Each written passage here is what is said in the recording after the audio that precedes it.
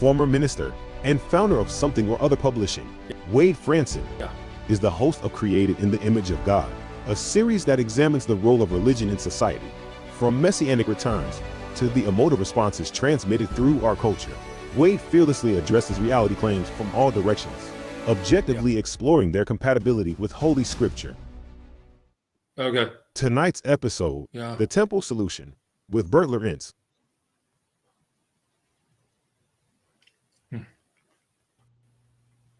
Good evening, everyone. This is Wade Franson. I'm the host of the Created in the Image of God, the Role of Religion in Society.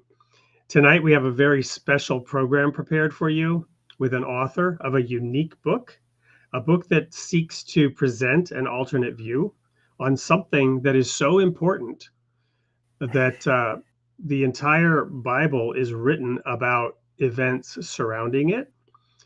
And the world has its focus on that region of the earth. And multiple religions are fighting over issues related to this topic. I am speaking of the temple as established by Solomon, the location of the temple site in Israel. And tonight we have a very special author, Bert Lorenz, who has written a book called The Temple Solution. And he asked the question, could a new location for Solomon's temple offer a narrow path for peace in the Middle East? Now, we've been having a little bit of technical difficulties trying to get everything working for Bert. He's in Indio, California, and there's been a bit of a dust storm going on affecting the internet connection, but we're going to bring him into the studio and see if we've gotten those technical issues resolved. Bert, are you there? Can you hear me? Yes, I can hear you. Yes. And we've got your audio back with us as well. Very good. Very good. So there is a little bit of a lag. We'll try to be aware of that as we talk. But Bert, the first opening segment of this show is typically allowing us to hear the creation story behind the guest, where you come from, your parents, the conditions into which you were brought forth on this planet, and those very early childhood experiences that shaped you in terms of making you who you are, even before you were consciously aware of all of those things. So going back to your very earliest experiences, just so that we can get to know a little bit better where you came from. So share with us some of those details about your parents and the world that you were brought into.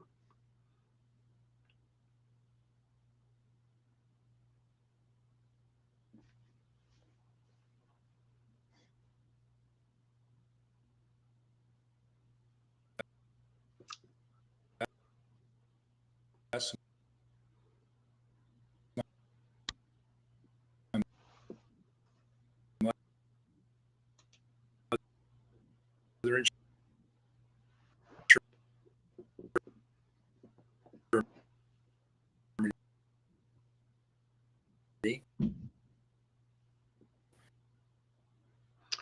We're waiting patiently, but we're getting very little sound. I hear that the sound is on, but we're basically not hearing anything you're saying.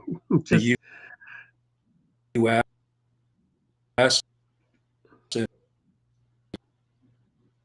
and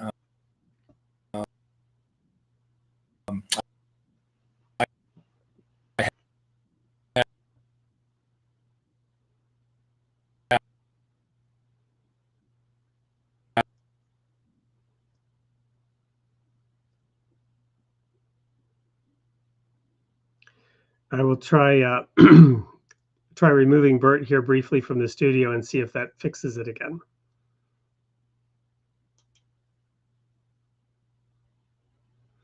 And thank you for the audience for participating there in the chat. Just a quick question. I'm just hearing only every few seconds a little bit of sound coming from Bert.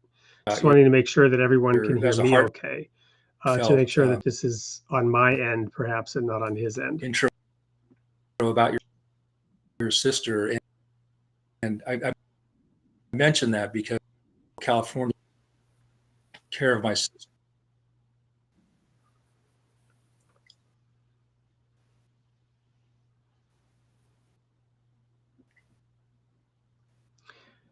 I think what we're having is some kind of upload issues.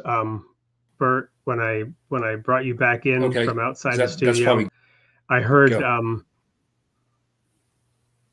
Go ahead. I'm Yeah, hearing you now a little bit.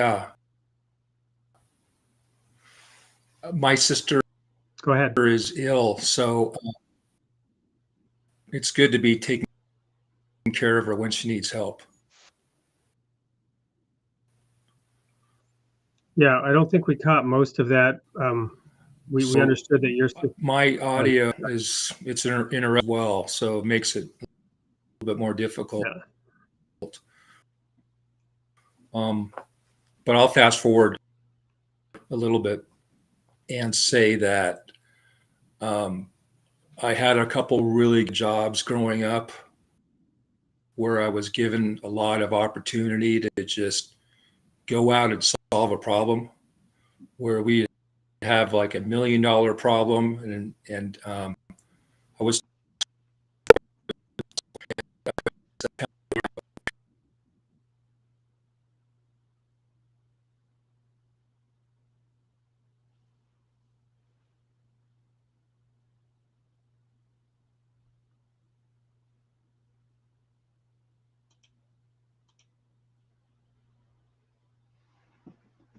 Well, Bert, we had you going there for a while. We had your audio working for a while, but it's frozen again now. really exposed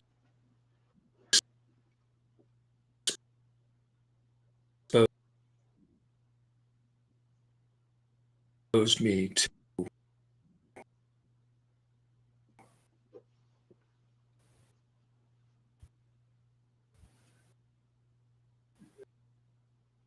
new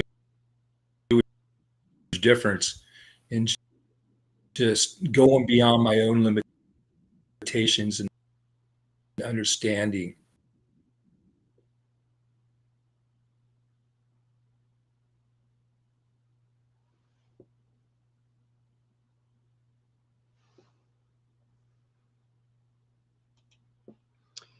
I think we're going to have to find a time where Bert can join us from perhaps a different location, or when the dust storm is not impacting the internet service in his area out there in Indio, California. I do, since everyone's here to hear about this topic, I have just begun to dive into Bert's book. There's a lot of technical detail. I will share that one of the things that Bert and I talked about in preparation for this show were some of the geographical and physical features of the city of David, its location to the outer wall of Jerusalem, the supposed Temple Mount site, the location of the Jewish quarter. And Bert has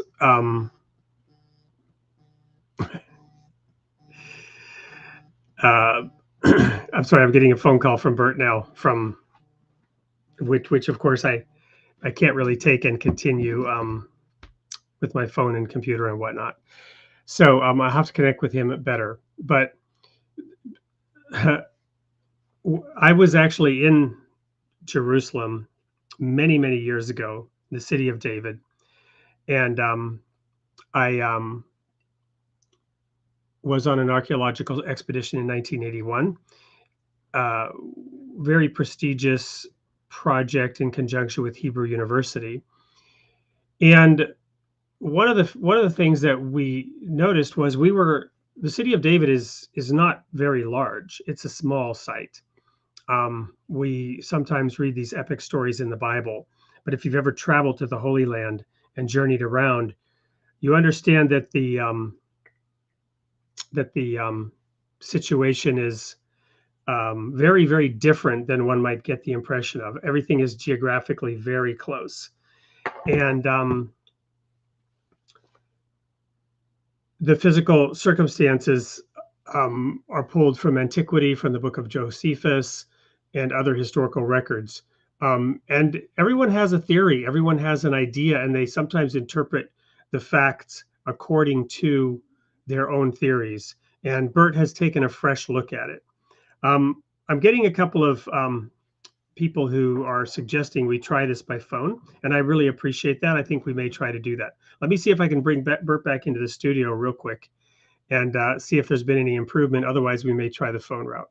Bert, are you there still, or should I just like boot you out and try by phone? All right, everyone, give me a moment.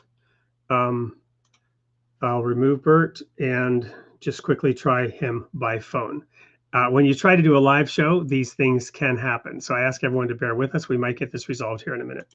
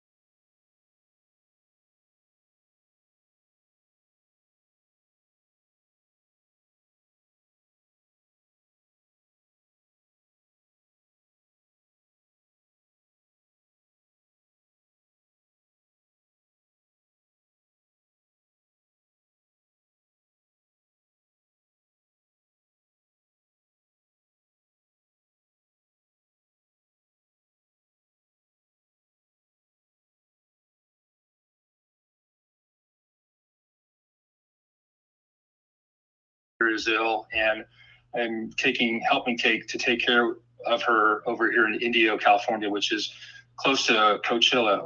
We have a windstorm raging outside, so I think that might be causing some of the interference because it picks up a lot of dust. But I thought that was very impressive, and we're helping and we're loving on my sister. We're just doing all we can. So I'm feeling for you as well with your loss. Thank you, Bert. To the audience, I was asking earlier to let me know if you could hear Bert, but I was on mute when I was talking. Of course, Bert could hear me because my phone was not on mute.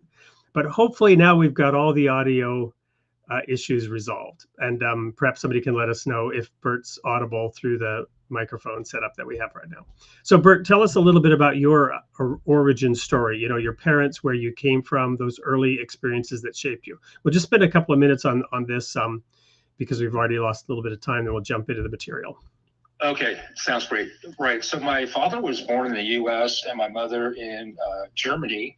They met in the States in the Bay Area, and I have two sisters, and we grew up in a regular California home in San Jose, and it was a great youth. We went to church and pretty much tried to learn a lot. I thought it was very interesting, and I wanted to just learn as much as I could. And then it was a Lutheran church, by the way, and I came across just situations where I questioned it, and I tried to understand, why do things not quite make sense to me? And I realized I became a truth seeker, and a researcher, and I decided to just spend time and look into the issues myself and to really understand the problems that exist.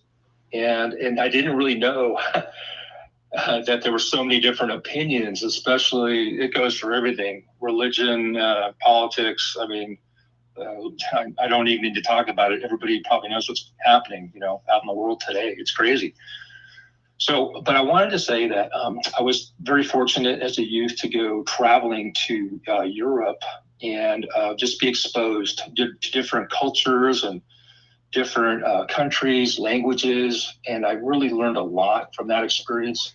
And that opened my mind to be able to just consider other people and how things work in other places than the United States. And my last point is going to be that I was exposed to a few really good jobs. one was at Apple Computer, where I was given a lot of opportunities to solve problems where no one knew how to fix a problem, and they would just say, "Hey, here's a task. Go out there and go do that, and go figure it out, because we don't know what to do." And what was your role? What was your specific role there at Apple, Bert? I was a project manager and a supervisor. Okay. Yeah. And were you working on sort of technical engineering problems, or what were the kinds of? More logistics. Okay. Mostly logistics problems. Yeah. Yeah. So was that because your international experience? So was that like under Tim Cook, rather, and the operations side? Well, so when I got hired on, it was with Steve Jobs. So it was way back in the beginning. It was great. The best job I ever had, I should just say. It was great. Amazing. It was quite an experience. So, but I tell you what, Steve Jobs, he had that one saying, like, "No bozos," and he really empowered people. I got a shirt, like the power to be your best.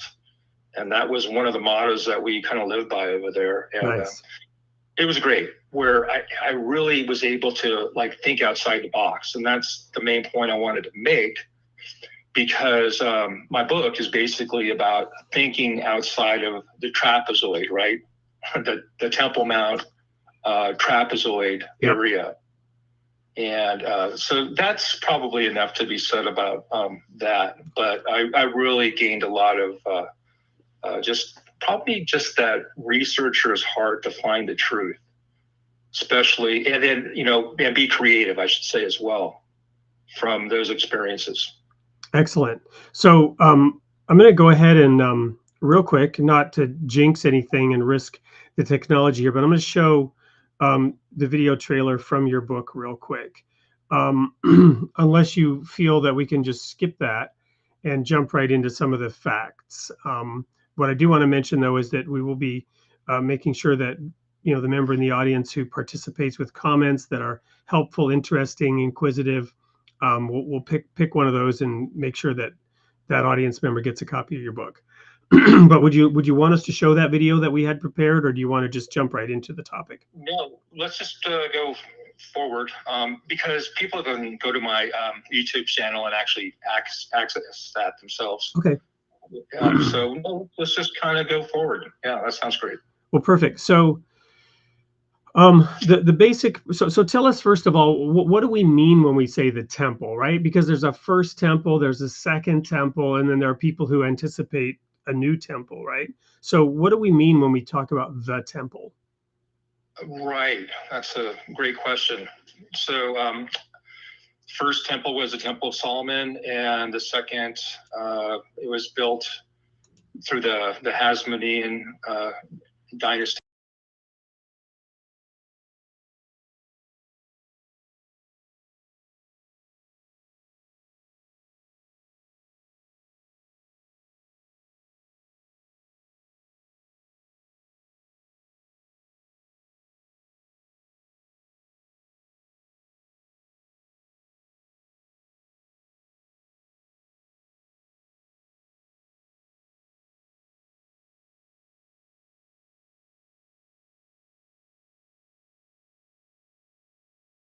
So at this point, people are wondering about the third temple, okay?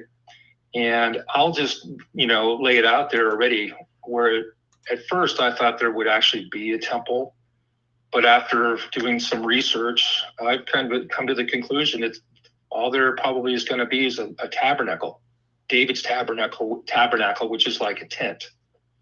So that's where my research has led. And the location is actually problematic. So people probably, I'm not sure, many people follow the news. They know there's a war in Israel. And I don't know if people really know about the red heifers, but I don't know the gentleman's name, but he produced a video saying that the war was started in Israel on October 7th due to the red heifers. and the possibilities that the Jewish people or rabbis would try to build another temple, and that would, I guess, evidently offend them. And their Al-Aqsa Mosque, which is the current, I'll call it the so-called Temple Mount area, and that's where that's where. Well, and to be clear, because people have perhaps an image of Jerusalem, and in fact, I was showing a few minutes ago the cover of your book, and I'll just go back and show that real quick. And there,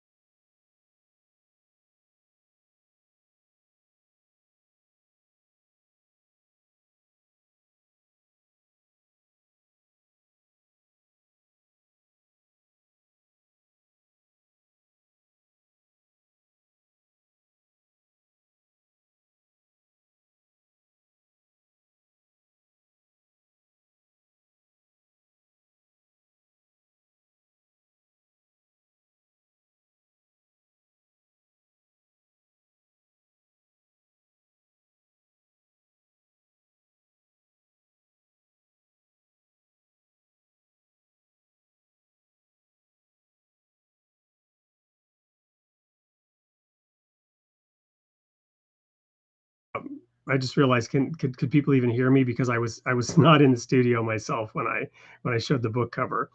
And Bert, of course, you could hear me, but they couldn't. So I was just saying that when I was on the City of David archaeological expedition, I read Missioner's book, The Source, which took a tell, which is an archaeological site. And he went down layer by layer by layer by layer, in archaeological terms, digging down from the top, which is the most recent layer, down to the bottom, which is the most ancient layer. And he explained the historical events that were happening in this tell, this mound. And so the thing about the Holy Land is you have layers and layers and layers and layers of history. And these layers are often built on the destruction of one city, and you have an ash layer, and then they'll build another city or something on top of it.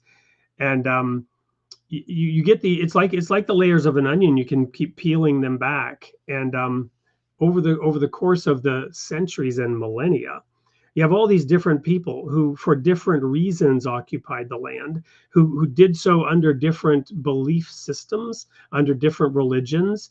And you've got all these competing and conflicting claims about exactly. About ownership or spiritual importance. And you end up with just contending peoples who have no ability to even understand each other or discuss anything rationally because of all these different aspects and facets. And what I want to do, after having explained that, is talk about something that you put in the notes, and you alluded to it earlier, but that is that everyone interprets the historical facts. Everyone will pick and choose from Josephus, for example, those things that support their theory. And so, so how did you approach all this? What did you do to try to, resolve this problem, dig and get to the foundation of things? Yeah, I mean, that's the great question. So basically, I started doing research during COVID.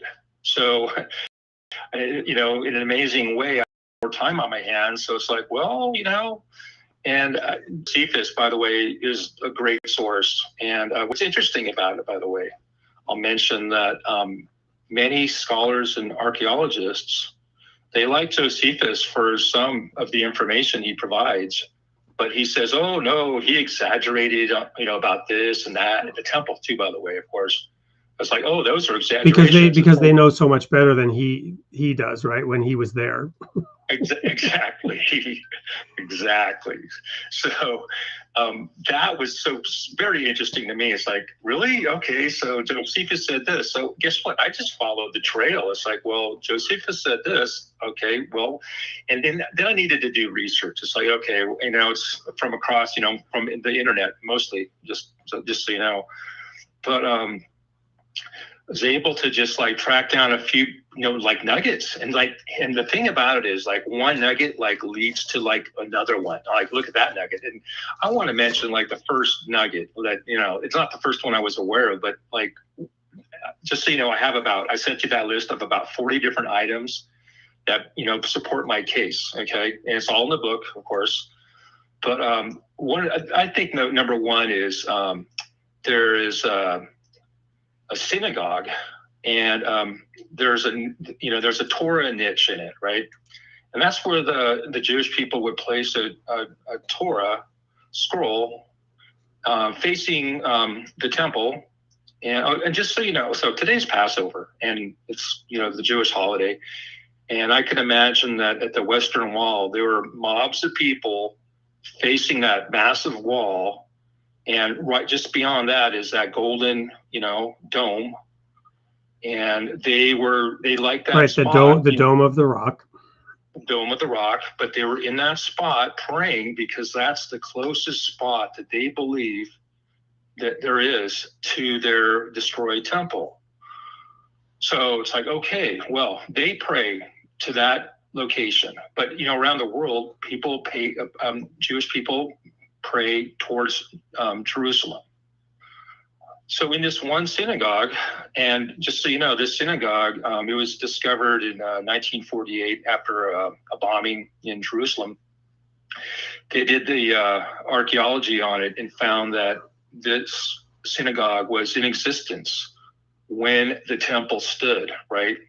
Yep. So the question is, well, which way was this Torah niche pointing at that point when there was a temple? You could like look out the window and see, oh, there's a temple right there. And guess what? It wasn't facing the Temple Mount area or the Golden Dome or, that area. And I have a map that kind of shows the trajectory of the line that can be drawn. Is that one of the ones that you sent me the images of? It is. Do you know the figure number? Yeah, it's number 13. So yeah, number 13. I got lucky. The one that I picked. Yeah. Oh, good. But that's that map shows just kind of like the overview of the region, the area, on the different valleys and the hills, and a lot of my ideas and how I show that the niche was actually on the new Mount Zion, which is really they also consider that King David's tomb. But, right. So when you say on this image, King David's estate, the round circle, I'm looking and I'm trying to establish, is that the city of David there? Right, that would be his palace area. Yeah. So and allow me now to add a little bit here. So when I was there in 1981. Many years ago, I must have been about 2 months old. Actually, I was in college, and we were digging right there. I mean, literally outside that wall, and we could look up at the temple, at this, AKA the Temple Mount, right? Right. And I mentioned already, it's everything's a lot smaller geographically than one thinks when one lives in America and then travels to Israel. But there was a dump. We were literally digging in right by a modern trash dump. And as we were digging down, we were aware that we were digging through a garbage dump, right? Right. And this is one of the points that you mention in your support for why that couldn't be. So let's just pick out that one data point, the one nugget. And what is exactly the reason why that garbage dump matters?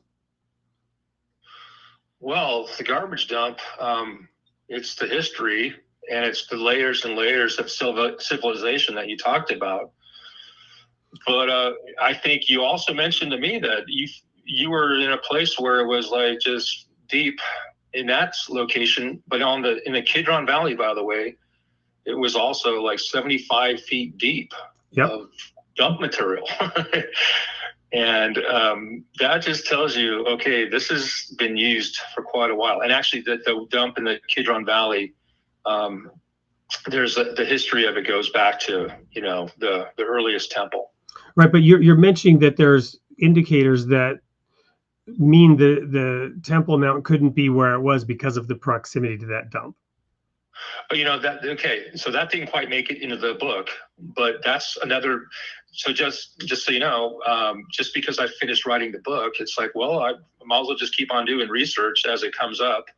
And one of the interesting points was that there was a forbidden zone shown in Joshua 3 and 4 that suggests that people couldn't be within 2,000 cubits of the ark, or let's say the temple, and the dump, or also the place where they actually broke, where King Uzziah broke idols when he cleaned out the temple area.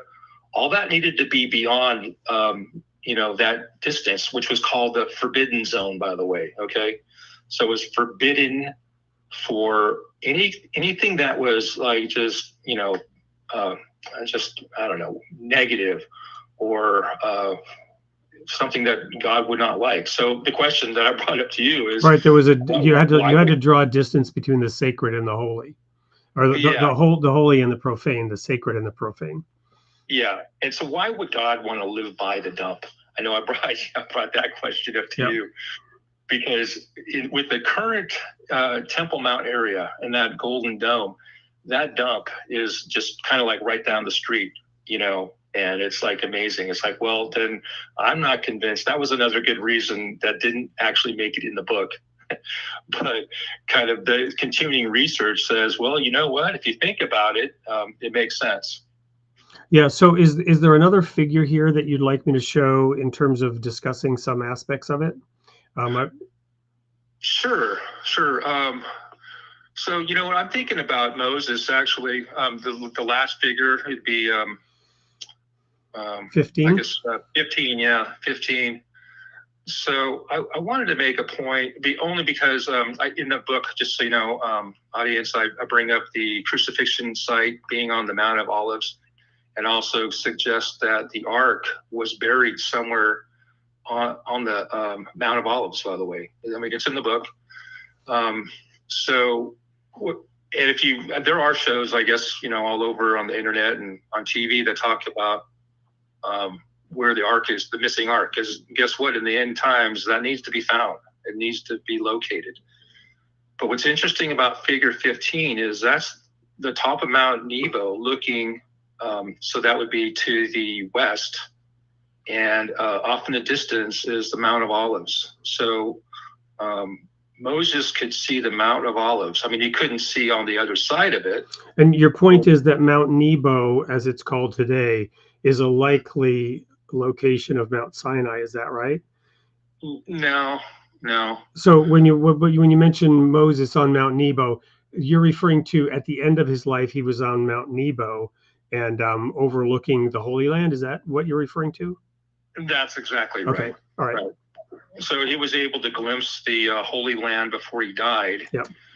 And the reason why I bring that up is because I reference the second book of Maccabees, where it says that Jeremiah buried the ark and the altar of incense and the temple, or the tabernacle of David, in the direction to the east, and in the place that Moses could see. And that's why people, you know, have suggested that Jeremiah moved the ark all the way to Mount Nebo. And, well, it's like, well, okay, that doesn't quite make sense either. So, I mean, that was something, I mean, they were under siege, I mean, in Jerusalem. What makes a lot more sense is that it's actually just close by. It's right there in a cave, okay? It got buried.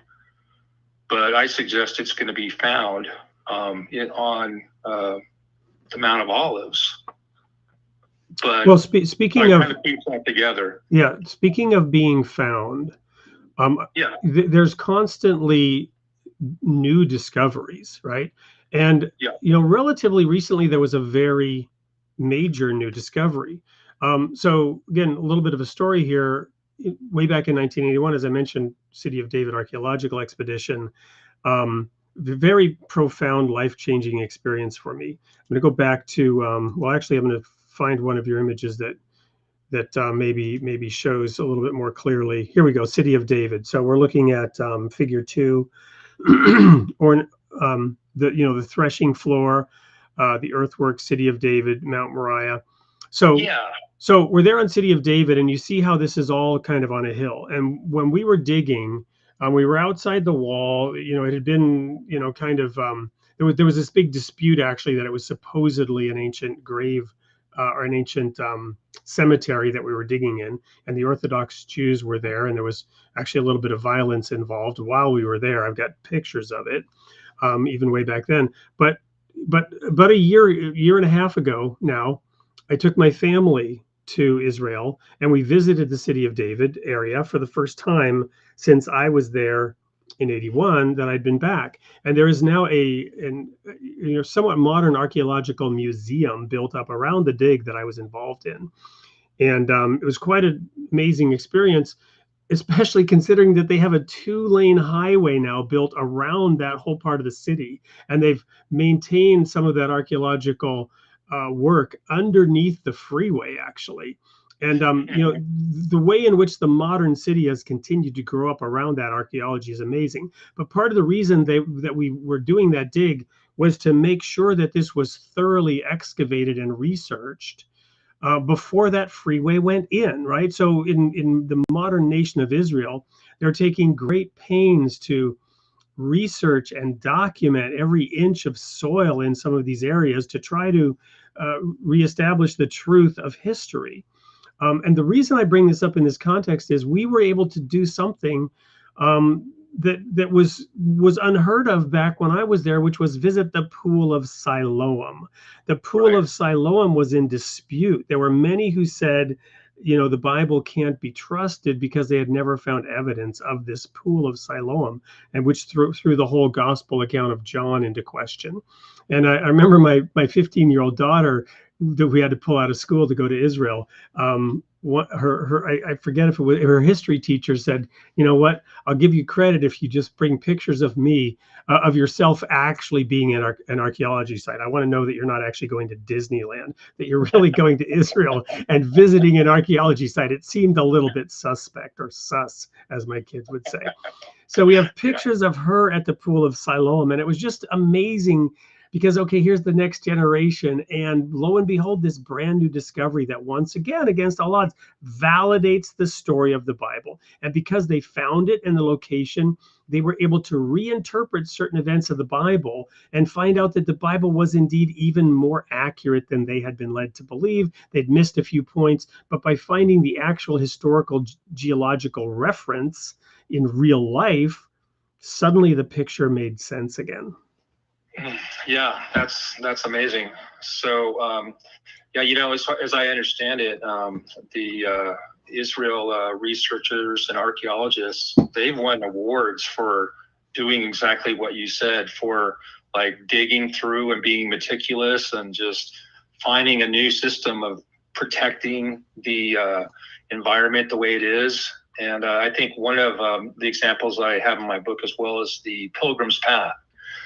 So there's some really cool videos out there now where people like take you on this path that existed, that people won in the Second Temple, First Temple eras, and now it's covered underneath mounds, tons of earth and dirt and rocks and debris and all that. But guess what? They are excavating it, and the point of my book, that leads to that archaeological site up there and towards the western wall, and it goes in that direction instead of going to like the east side of the Temple Mount complex. It's the so-called Temple Mount.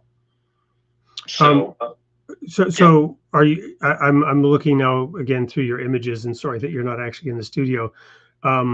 You've got this theater and the true temple complex in figure 4. Do you want to just try to orient us to that a bit? Yeah, I'll speak to that. That's, again, Josephus supplies that information. So he says that the Temple Mount complex was a 4 furlong square. So, and it was a leveled area. And there were 4 gates towards the west, I guess, towards the back. And one led to Herod's temple.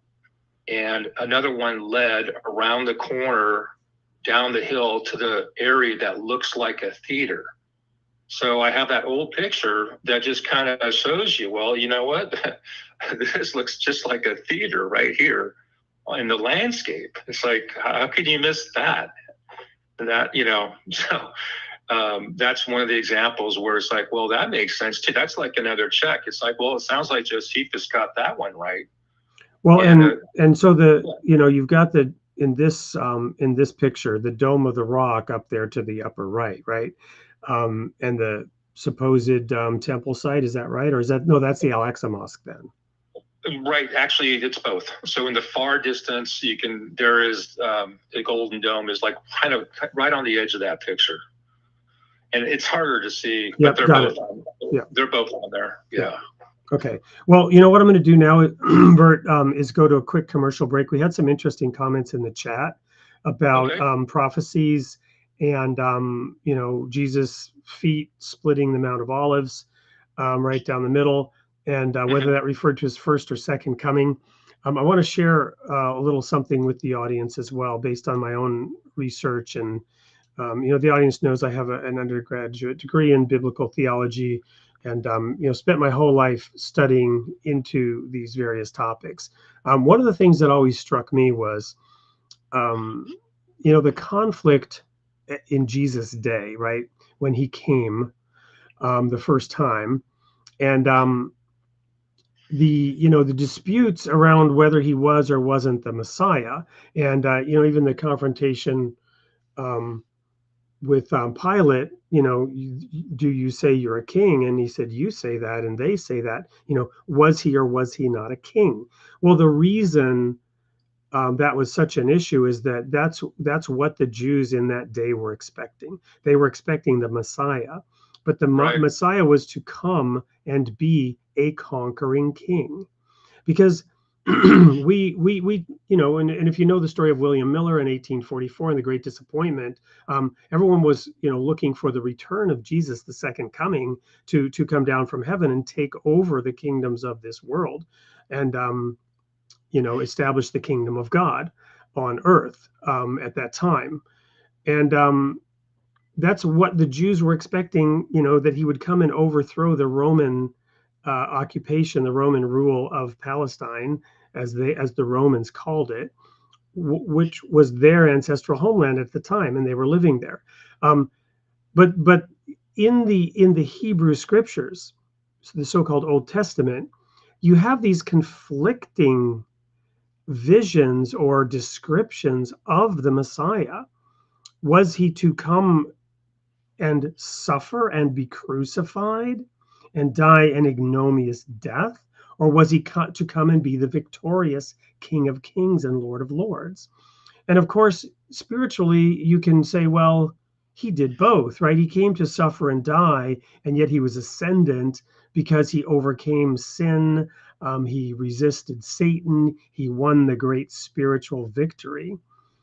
But the fact of the matter is that many of the prophecies related to Jesus' second coming do refer to him as that conquering king. So at the time, it was hard for the people in that day and age to figure out, were they expecting a suffering Messiah who would be crucified and die in ignominy, but perform spiritual, superhuman achievements in that context? Or was he to come and overthrow the Romans? Which was it, right? And you had these competing ideas.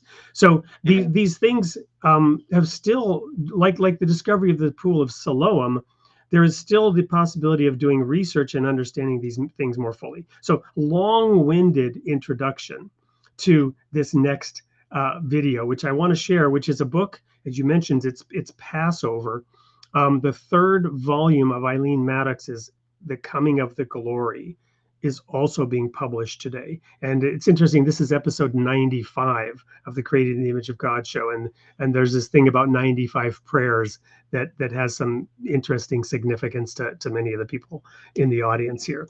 So there's an interesting intersection of events going on today. The Passover, it's Rizvan for the Baha'is. And we've got the 95th episode, and Eileen Maddox is publishing her book.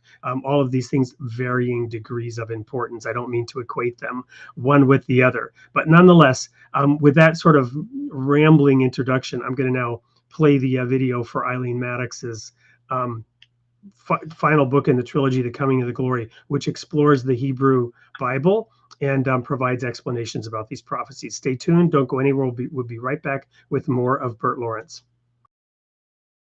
Tapestry of Israel's prophetic legacy with the Coming of the Glory book series. Volume 1 unveils the foundational pillars of Israel's history, from the patriarch Abraham to the prophetic mantle carried by Elijah. Volume 2 immerses you in a world of turmoil and revelation, where prophets like Jonah, Amos, Isaiah, and Jeremiah stand as beacons of courage. Volume 3 delves deep into the tapestry of biblical exploration, weaving threads of insight into the enduring struggle between belief systems. Experience the triumphs and trials of the Israelite, from exile to restoration, guided by prophets and divine intervention. Embark on a quest of discovery and revelation with the Coming of the Glory series, a harmonious blend of history and prophecy. Secure your copy today.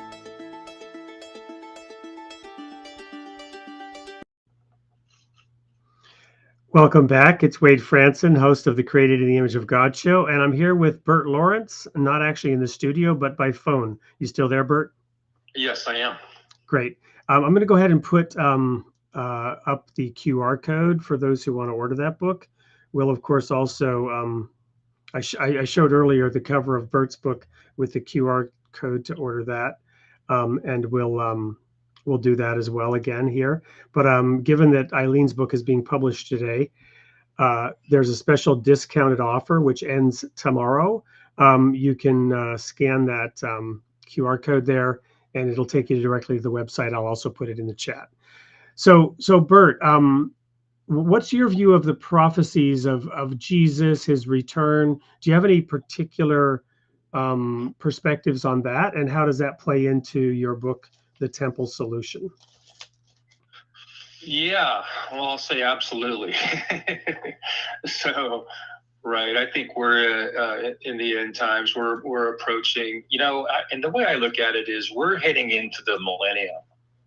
I'm ready to go forward. Let's get into like a better and unpack the millennium. It's possible that not all the audience members know what that is.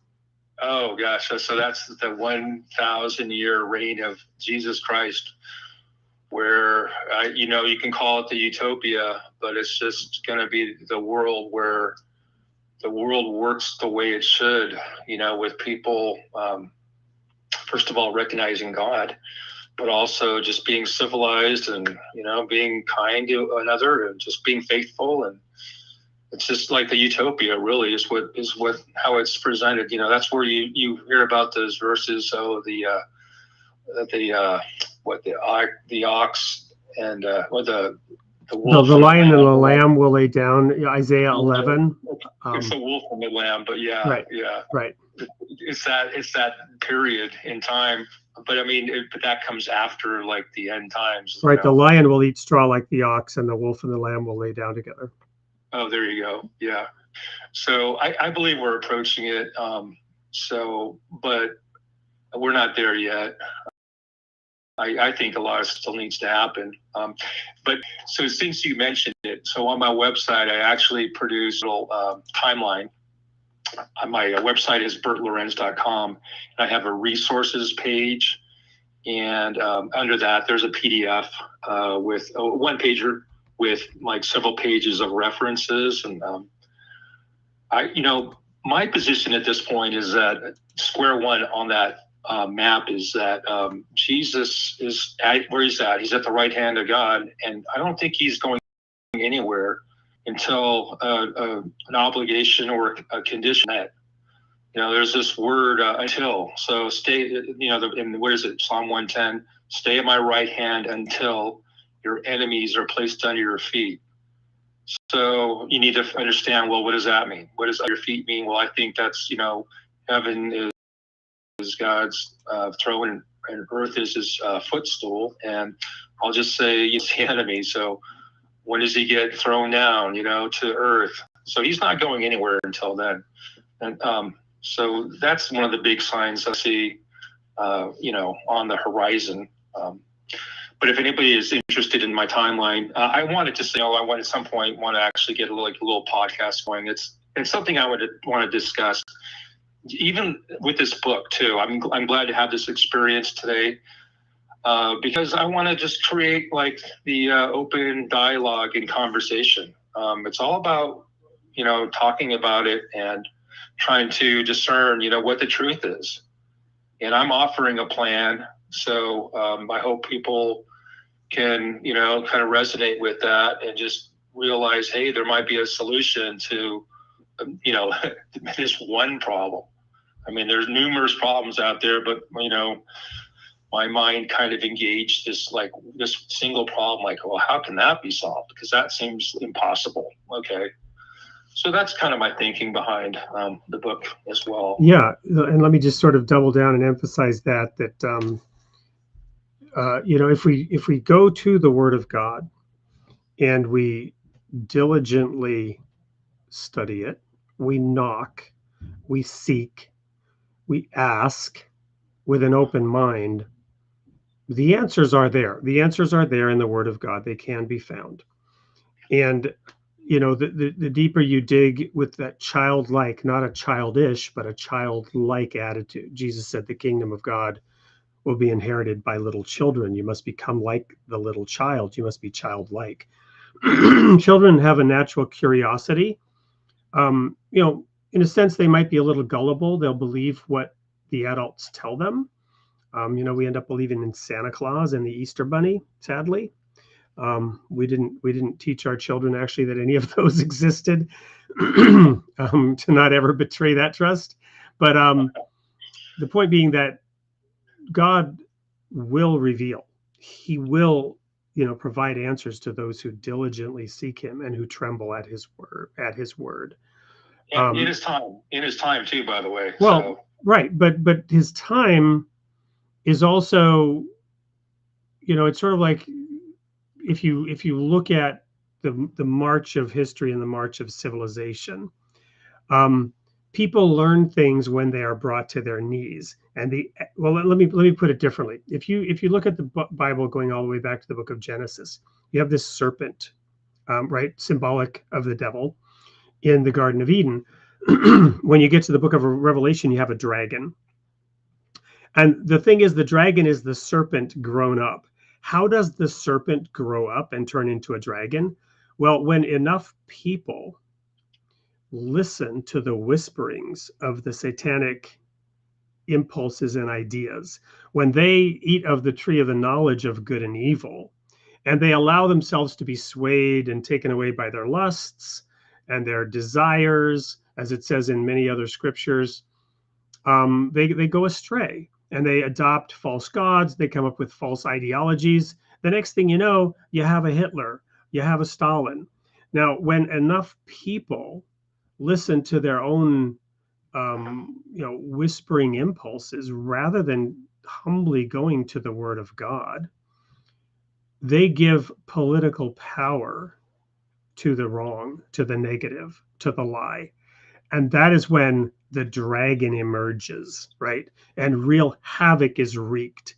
And it's not that there needs to be a literal Satan who is breathing fire in the form of a dragon and wreaking havoc. No, we do it to ourselves.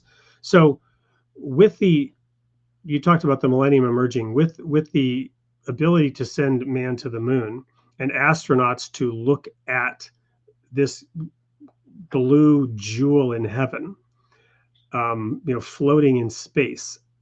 From the perspective of the Earth rise, we have a recognition today of being one planet, of being one people, of having to take care of this precious jewel. So the task that was given to Adam, even before Eve was formed in the book of Genesis, to dress and keep the garden, is on the tops of humanity's mind today. Now, they're not going about it in a godly way, but we are being driven in that direction. We are being driven to humility and to work together and to seek God's assistance.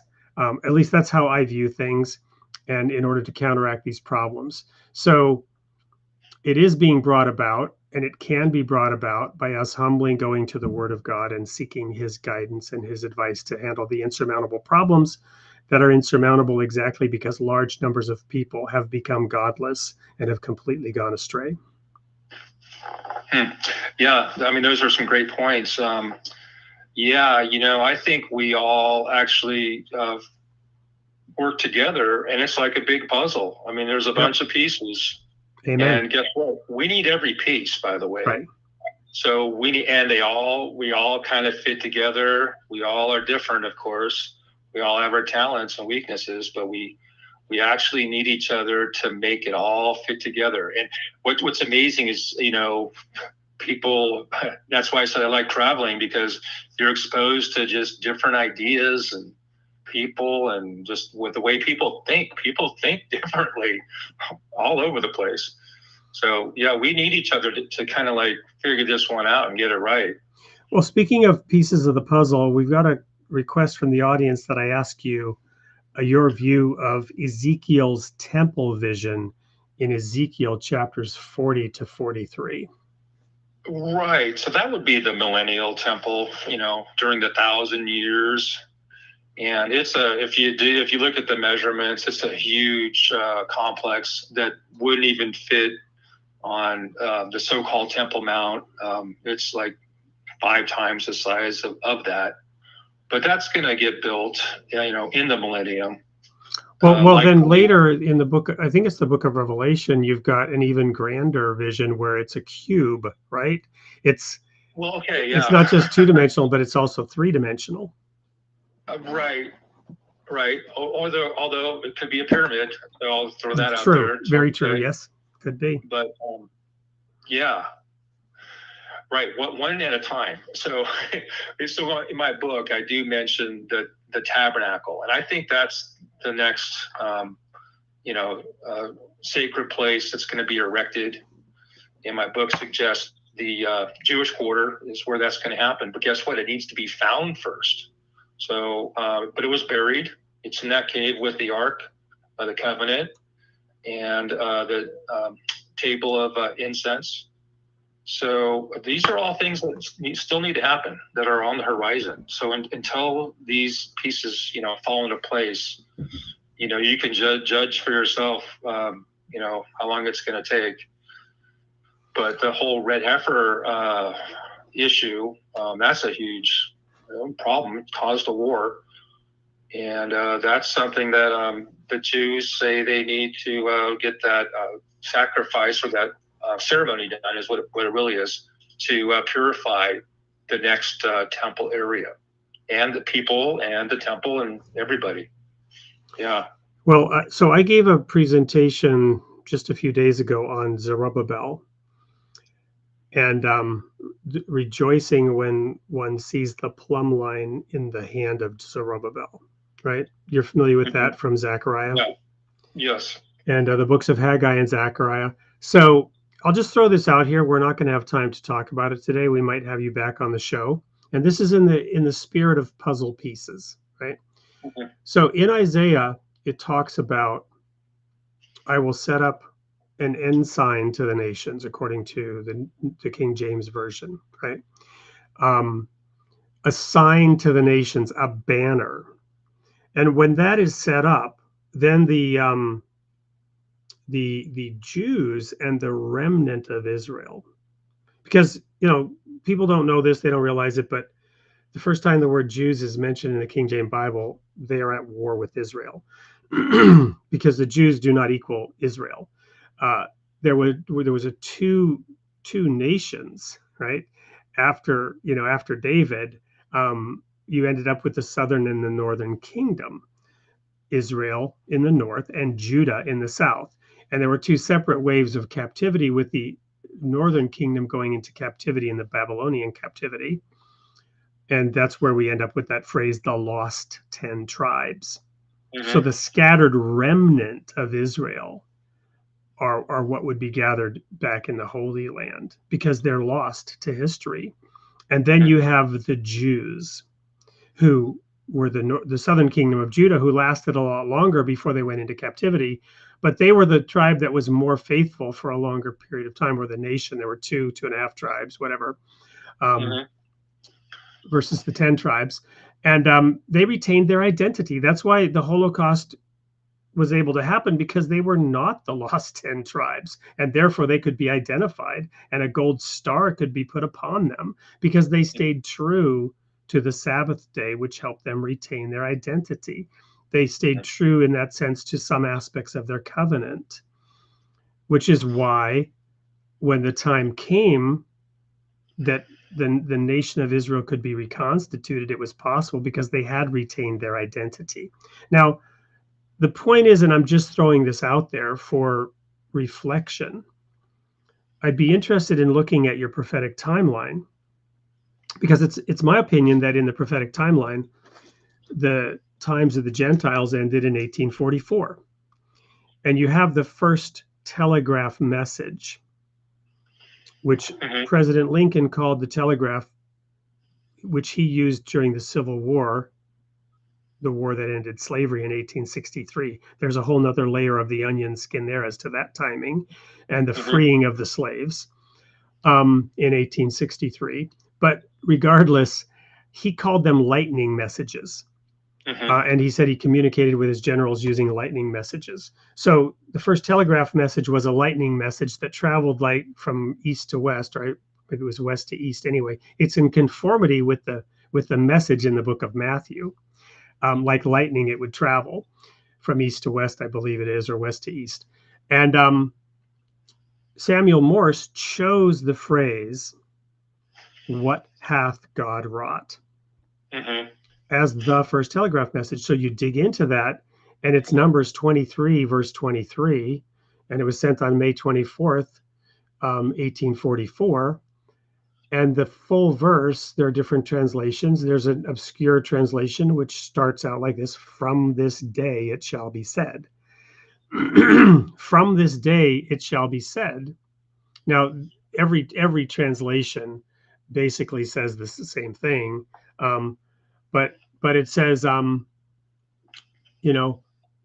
according to this time, is I think the King James Version, "it shall be said of Israel, there is no curse or divination against her. What hath God wrought?" And that prophecy, or that verse, is the center of a 3-chapter prophecy, Numbers 22, 23, and 24. It's right in the center of it, where Balaam the prophet is told, "Come, I will show you what will happen in the last days." So it's for the last days, and it's a 3-chapter prophecy about the establishment and the reestablishment of the nation of Israel. And this was sent in 1844. There are other prophetic timelines that can explain why it didn't occur until 1948 and why the Holocaust still had to occur. But from the time the nation was established, though there have been successive waves of attack and efforts to destroy her that are going on now, they have not been successful. And in the recent attack from Iran, the nation was shielded and no damage happened. My point in all this long-winded explanation in looking at the prophetic timeline is that, these things don't really happen until after Jesus returns. So a few of these puzzle pieces should cause consternation and research, open-minded research to maybe, are there some puzzle pieces that help us look at the prophetic timeline in entirely different ways? that can help us discern those things that will be fulfilled literally, which there are many, and those things which may have a minor literal fulfillment and a major spiritual fulfillment. And that the spiritual fulfillment, some of the most dramatic, quasi unbelievable fulfillments, right? Like the feet of Jesus will stand on the mountain and the mountain shall cleave in two, right? There was some comments in the chat about that being symbolic and that it happened at his first coming.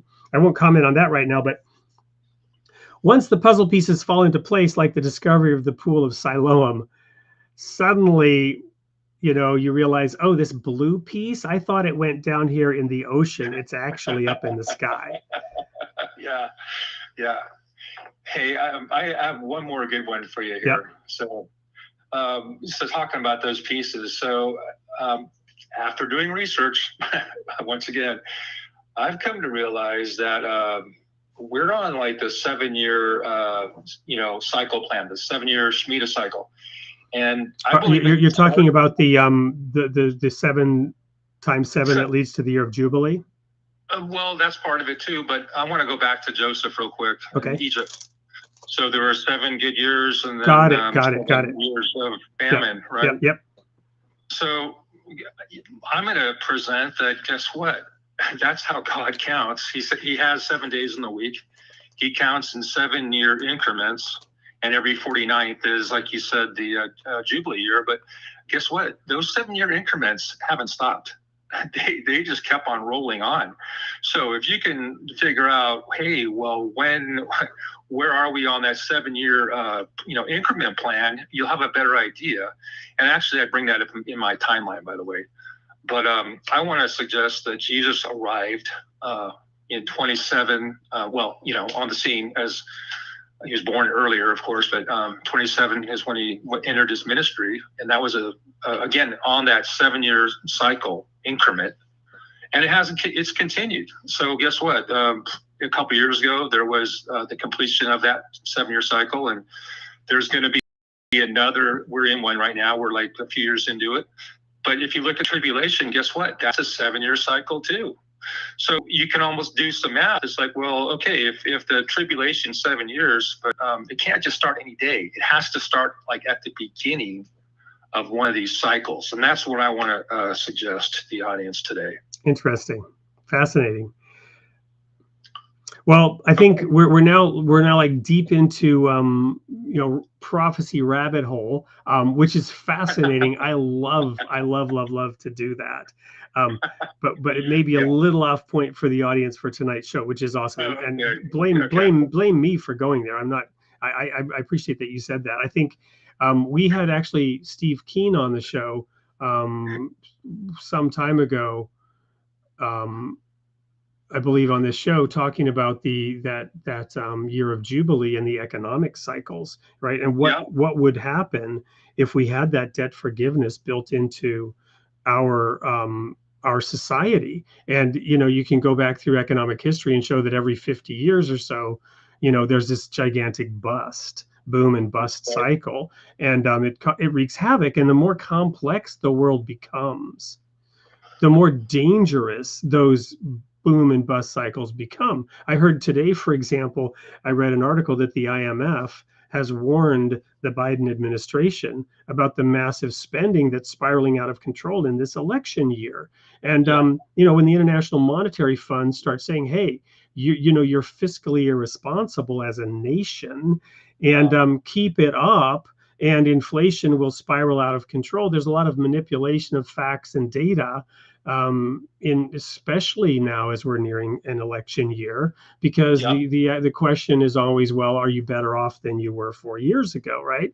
And if you can create a climate where it feels like things are okay, even if things are going, the proverbial hot place in a handbasket, well, there are reasons why people would do that. The point is, things get very, very risky in the modern complex system. You know that from working at Apple in large scale project management. I was in financial services during the economic meltdown of 2008. And I happened to have insider awareness of how close the entire global supply chain, how close it was to seizing up, to where ships would not be transporting goods from China.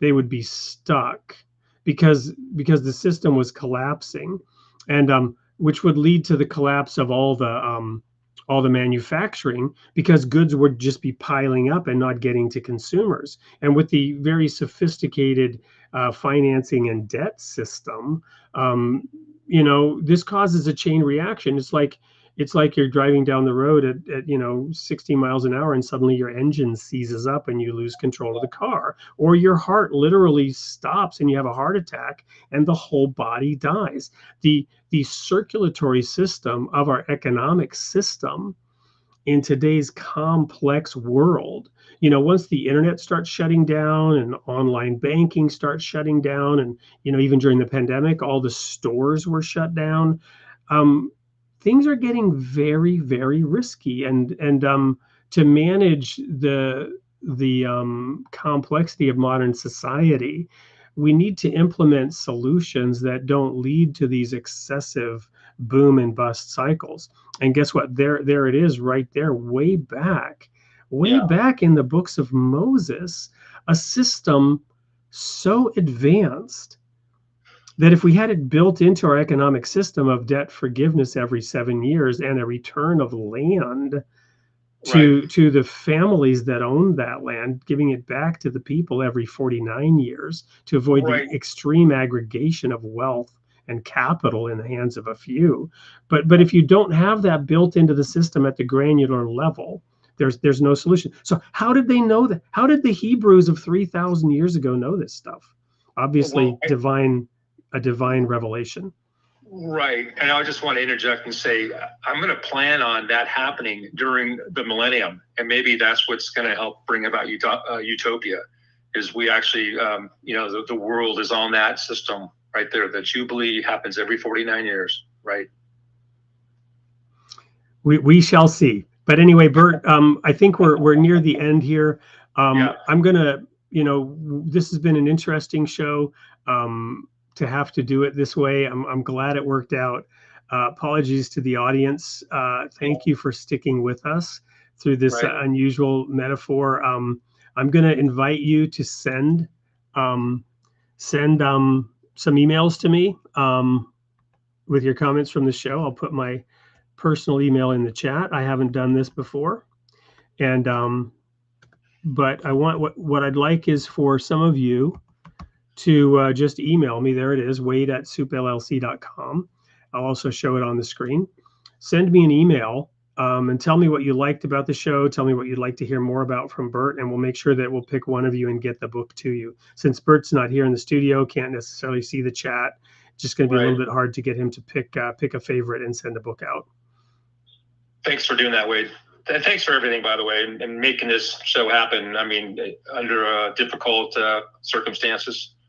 Well, you just got to roll with it, and thank the divine grace that allowed us to continue. I was getting a little nervous there at the beginning, and I appreciate the audience members who suggested it. I don't know why, for some reason I was thinking that it wouldn't work, but a couple of the audience were saying, well, just try to get him on the phone, and it worked out fine.